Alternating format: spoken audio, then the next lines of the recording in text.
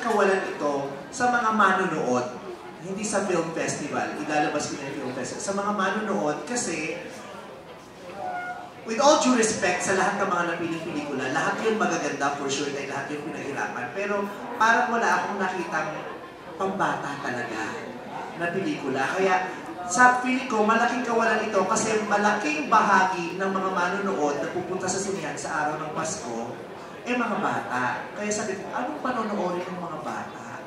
Diba? Parang nanghinayang ako na yung mga bata excited sa panahong ito para lumabas ng bahay dahil meron silang natanggap na aginaldo at kasama ang buong pamilya nila, ang nanay at tatay, ang mga kapatid nila, ang mga kinakapatid nila, lahat sila dadagsa ng pelikula. Anong panonoorin ng mga bata na para sa kanila ay para sa kanila talaga? Kaya doon ako nanghihinayang, wala talagang pambata. Naniniwala ako na itong pelikula namin ay talagang pambatang-pambata. Dahil ang Pasko ay para sa pamilyang Pilipino, lalong-lalo na sa mga bata. And this movie is a family movie and movie made for kids. Okay. For a previous jury, how do you feel about the selection? Okay po ako.